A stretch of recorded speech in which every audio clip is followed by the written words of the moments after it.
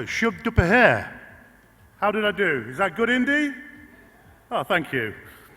Okay, well, let me just say, my name's Rob Kindness, as just been introduced.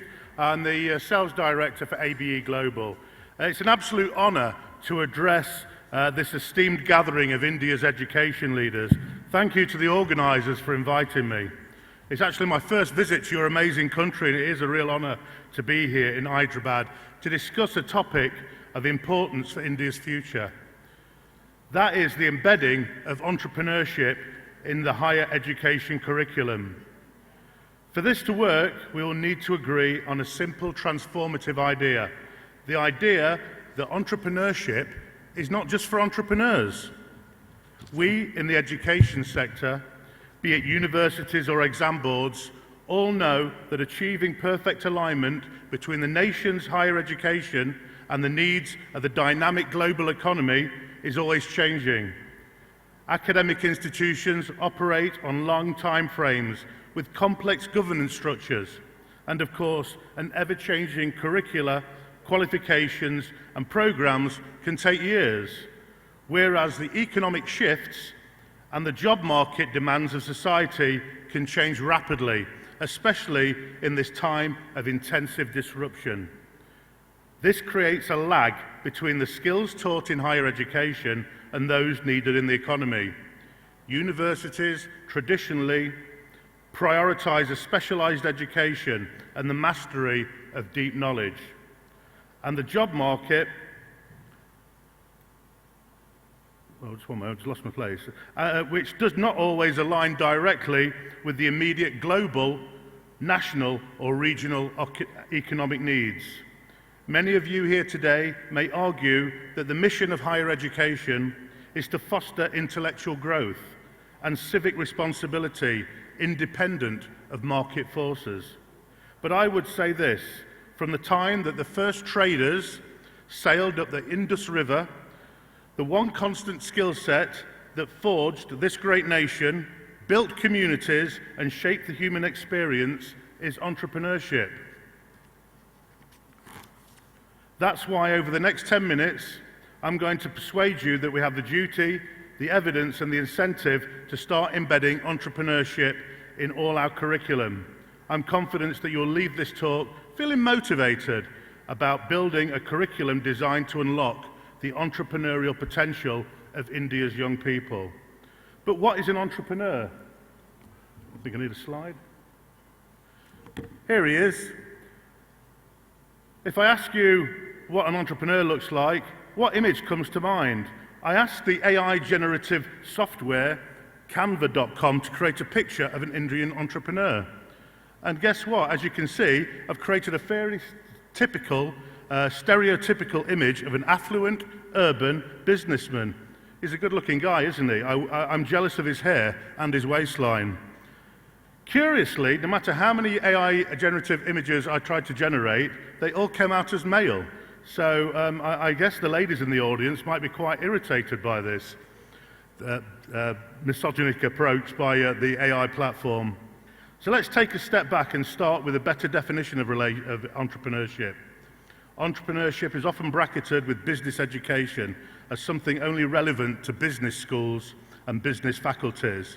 I would like us to challenge that assumption. A more practical definition of entrepreneurship is this: the application of enterprise behaviours, attributes and competences in the creation of cultural, social and economic value. This can, but does not exclusively lead to the process of turning a new idea, product or technology into a business that can succeed and will attract investors. As people adopt an entrepreneurial mindset, they become more productive and more creative, regardless of the type of endeavour. This is because entrepreneurship education provides a broad array of transferable skills, such as critical thinking and problem solving, creativity and innovation, leadership and teamwork, the ability to convey ideas clearly, persuasively, and the ability to adapt to changing circumstances and, of course, recover from setbacks.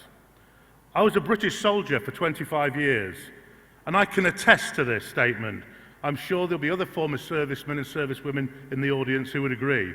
As a senior soldier, I was often called upon to apply skills of critical thinking and problem solving, of creativity and innovation, leadership and teamwork, conveying ideas persuasively, and always changing circumstances and recovering from setbacks. As the old military saying goes, no plan survives contact with the enemy. The point I'm trying to make is that these skills are not essential for business success. They are also essential. They are also highly valued across many professional domains, making them versatile and beneficial for career and personal development. Our young graduates in India and indeed in the United Kingdom, whether they are engineers, doctors, artists, will be entering a society and an economy where these additional skills will be vital. I will assert that it is our collective duty and our objective for our institutions to better connect the journey of the learner to real-world destinations so that we can facilitate innovation and value creation and the societies we serve. So why now? As you all know, India is now home to the world's largest population and also one of its youngest. In 2023, the median age in industry was 28.2 years, compared to 38.4 years in China, 40.7 years in the UK, 48.6 years in Japan, according to the National Statistics Office. 345 million Indians aged between 15 and 29. That is a staggering amount.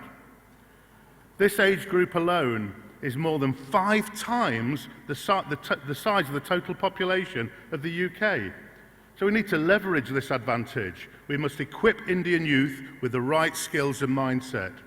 Over the last decade, India has transformed.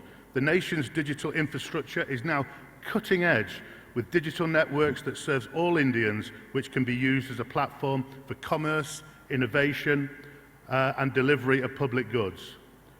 Based on population dynamics, India's GDP could reach 5 trillion within the next 4 years, aiming for nearly 10 trillion by 2030.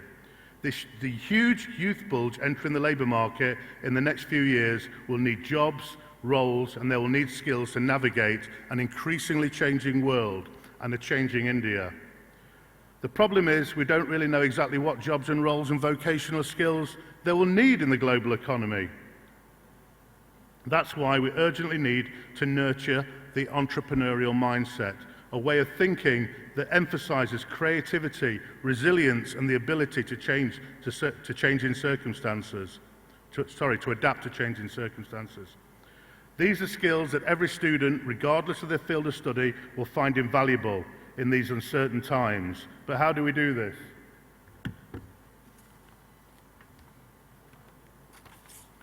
The first thing we need to do is jailbreak entrepreneurship from being a subject that is confined to business schools and business faculties to being a 21st century essential skill. Next, we need to map the gap. What needs to be done in terms of institutions' processes and practices? What enterprise education activities currently take place that you can build on? Which local networks and entrepreneurs and businesses can you tap into? Next, consider how you will define and measure the impact of entrepreneurship education over time. It's important to raise awareness of the benefits of entrepreneurship amongst your student body and its value to the learner in their journey. You will need to develop the learner's understanding and the outcomes from the entrepreneurship process. Go beyond simply starting a business to value creation in any role. Finally, to successfully embed entrepreneurship in the curriculum, we need a multifaceted approach. Courses should be complemented by practical experiences such as internships, project-based learning, setting up incubators and accelerators within universities, providing mentorship programs and connecting entrepreneurs with investors. In conclusion, the good news is that by embedding entrepreneurship education into your HE curriculum, you're aligning your university's agenda to the National Education Policy 2020 and helping India get back on track with meeting the United Nations Sustainable Development Goals by 2030. Embedding entrepreneurship in the higher education curriculum is not just an educational reform, it is just a strategic imperative for India's future. The NEP sets out a path for significant expansion for India's research capabilities output in order to tackle the rapid changes occurring in the world today. It points to prosperous societies such as the United States, Germany and Japan. But the common thread going through these countries is not just the strength of their academic institutions, it's that they've been very good at facilitating the mechanisms for channeling and commercialization of knowledge creation. This is the real key to their economic success. Yep. If India is to become a leader in the emerging technologies and in the fields of human endeavour, and if it is to harness the potential of the vast talent pool, then it must find a way to scale up and roll out innovation. That, in a word, is entrepreneurship.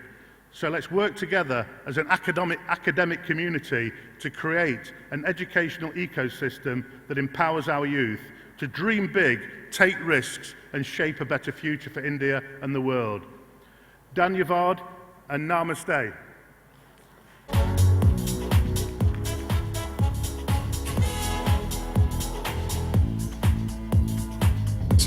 Thank you so much, sir. Please be on stage. I'm going to be requesting to felicitate Mr. Deepak Garg, Vice Chancellor, SR University, Hyderabad, Telangana, to please join on stage and felicitate Mr. Rob Kidness for joining with us today at our very education conclave. Thank you so much, sir.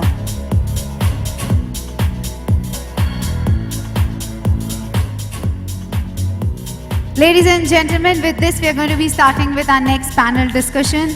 Our topic for the panel discussion is personalized learning journeys, adaptive technology,